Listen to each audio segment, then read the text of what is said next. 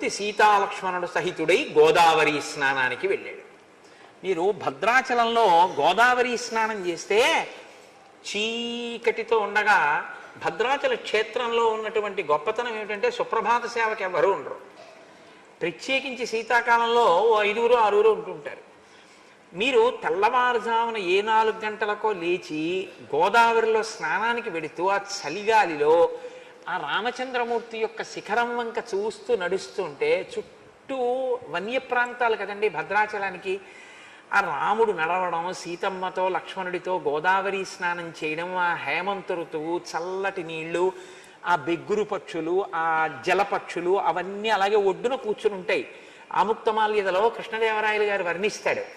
ఈ నీళ్లలోకి వెళ్ళడానికి భయపడినటువంటి బాతులు ఇలా కూర్చుని ఉంటాయి. ఒడ్డున కూర్చుంటే కృష్ణదేవరాయలు వారు అంటారు, అవి ఎలా ఉన్నాయంటేట రాజభటులు అనుకున్నారట బ్రాహ్మణులు స్నానం చేసిన తర్వాత పంచె తడిపి ముద్ద కట్టి అక్కడ ఒడ్డున పెడతారు. ఒడ్డున పెడితే వాళ్ళు స్నానం చేసి ఆ బట్ట పట్టుకెళ్ళడం మర్చిపోయారు పాపం. అయ్యో బ్రాహ్మణ సొత్తు, దాన్ని మనం తీసుకోకూడదని భటులు గబగబా వెళ్ళి దాన్ని పట్టుకెళ్ళి బ్రాహ్మణులకు ఇద్దామని పరిగెత్తుకెళ్ళి పట్టుకున్నారట. అది బాతు, అది చలికి అక్కడ పడుకుంది. గుడుగుడు చప్పుడు చేసి లేచిందిట.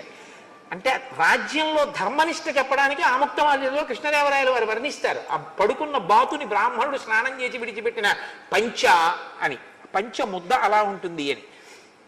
అలా మీరు శీతాకాలంలో భద్రాచలం గోదావరిలో స్నానం చేస్తూ ఆ స్నానం చేసి ఇలా వెనక్కి తిరిగి చూసేటప్పటికి భద్రాచలంలో రామచంద్రమూర్తి ఆలయ గోపురం వామాంకస్థిత జానకీ పరిల సత్కోదండ దండంకరే చక్రంచోద్భకరేడ బాహుయుగలే శంఖం శరం దక్షిణే బిభ్రాణం జలజాత పత్రనయనం భద్రాద్రి మూర్ధిని స్థితం కేయూరాది విభూషితం రఘుపతిం సౌమిత్రియుక్తం భజే.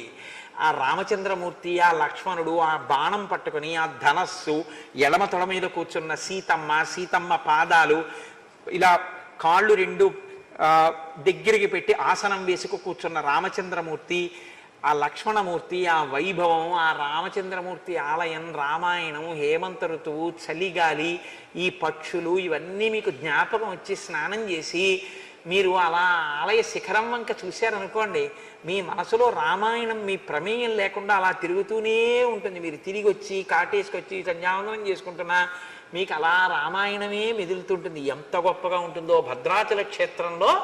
అసలు ఈ మార్గశీర్ష పుష్యమాసములు కానీ కార్తీకం శరదృతువుని కానీ భద్రాచల స్నానంలో అనుభవించాలి మీరు ఎప్పుడైనా, ఎంత అందంగా ఉంటుందో.